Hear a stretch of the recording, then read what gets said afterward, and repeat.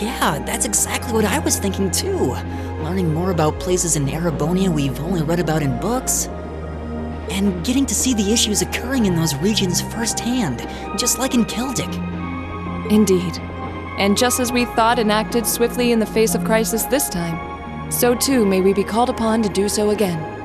These field studies may aim to test and cultivate those skills in preparation for our futures. Exactly. Add to that good judgment, decisiveness, and general conduct, and I'd say we have a pretty clear picture as to why we're out in the field. Basically, we're training everywhere we go. Well, you're about half right. Instructor. I was so certain you were sound asleep. What can I say? I can nod off and back on again in the blink of an eye. It's what I do. As you rightly noted, having first-hand knowledge of the areas to which you might be deployed is of tremendous importance, as is the ability to make swift, accurate judgments and solve problems with or without orders.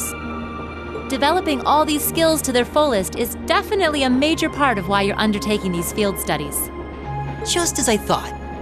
It's an interesting approach, but honestly, I've never heard of any other military academy trying it. You say we're only half right, however. Which begs the question, what's the rest of the story? Is something wrong? Oh, no, not at all. I was just thinking about what we did during our field study and why we were doing it. The whole concept seems eerily similar to the MO of bracers. Now that you mention it, The Bracer Guild prides itself on protecting civilians over all else, so it seems an unusual source of inspiration for a military academy. But the tasks we were given in Celtic do seem to align themselves quite well with the Bracer's basic philosophy. Yeah, I guess so. Their emblem depicts a supporting gauntlet, and that's pretty much exactly what we've been for these people. Bracers still have branches all over the continent, but you hardly ever see them in Erebonia anymore. Well, you got me, which means...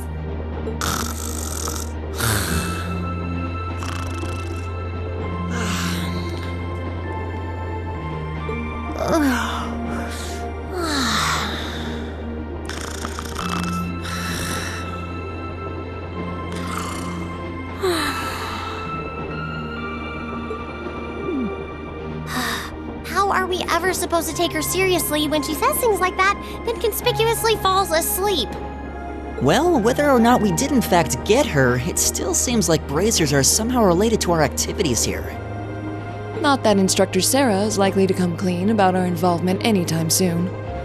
I suppose until she does, all we can do is prepare ourselves in body and mind for our next field study. Yeah. Is there something else bothering you? Oh, no, it's just...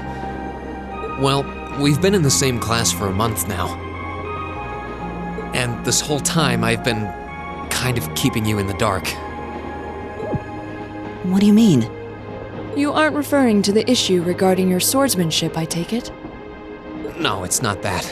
It's something I've been hiding from you all this time. Regarding my social class. What? Are you saying your family... Yeah, I dodged the question when Machias asked. But technically, I come from a family of nobles. My hometown is Ymir, in the northern mountains. I'm the son of its ruler, Baron Schwarzer. You're from Ymir? Schwarzer. Now that you mention it, I have heard the name before. An honorable family, closely tied with the imperial family themselves, despite being headed by a mere baron. I never would have imagined you might be the son of a noble too. I wouldn't have expected you to. I don't act like one. My dad and mom are both quite easygoing individuals. They don't behave like your typical nobles at all. And technically, since I was adopted, I don't have any actual noble blood running through me. I'm upper class in name only. So, you...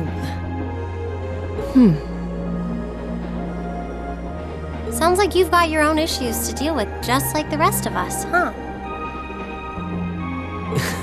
I don't think of it as a big deal, and I don't want you to think of it as one either.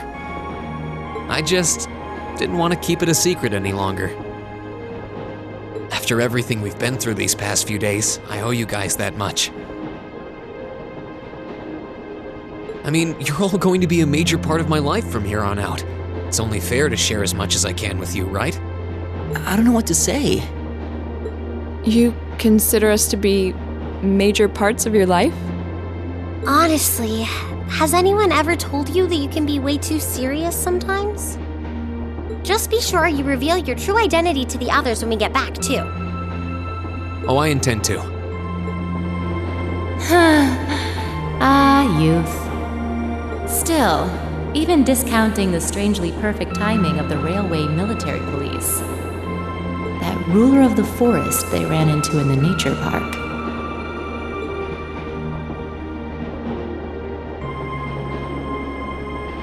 Seems to be a harbinger of something big happening behind the scenes.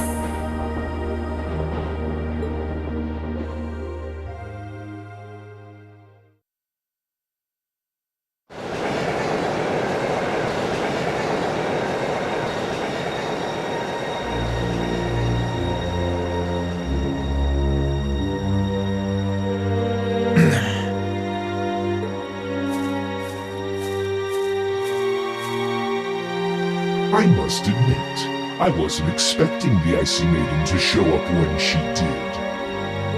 We may need to adjust our plans to compensate for this interference. That won't be necessary. This was not a significant setback. If anything, it provided an unexpected bonus, giving us a valuable glimpse into the means through which the RMP and Intelligence Division coordinate their efforts. With both organizations posing sizable threats to our operation, that information alone makes this all worthwhile. A valid point. Should we proceed as planned, then? Of course. The tyrant must yet face the merciless hammer of judgment. Yes. May his lofty ambitions be crushed to dust and swept away.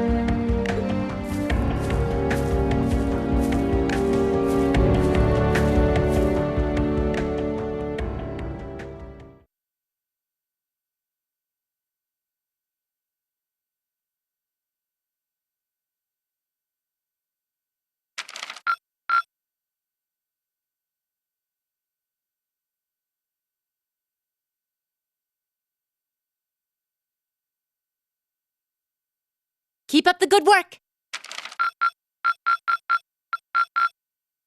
Good showing, everyone.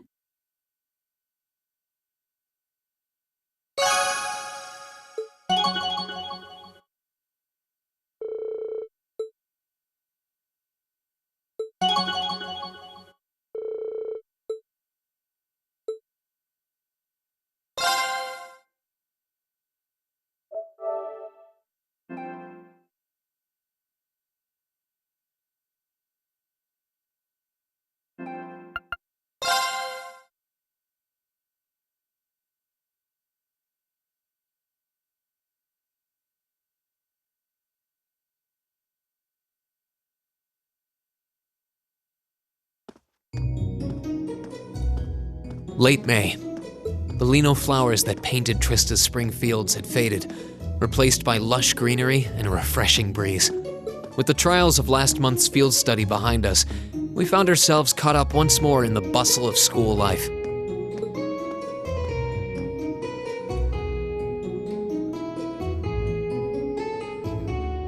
Both our combat training and academic studies continued to become more and more demanding.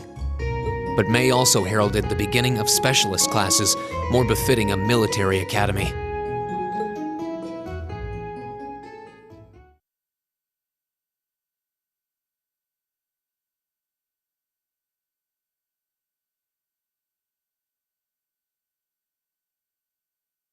The Orbital Revolution 50 years ago changed the way wars were fought forever.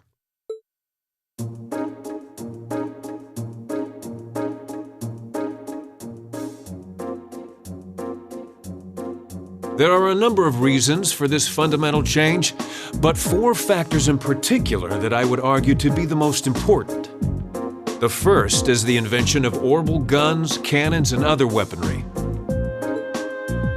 The increased accuracy of these weapons, as well as their ease of maintenance and manufacture, instantly rendered all other firearms obsolete. The second factor is the associated mechanization of the military. Orbital technology led to the formation of armored divisions made up of tanks and armored cars. The impact this new kind of tactical unit had on the battlefield, with its enhanced offense, defense, and mobility, cannot be overstated.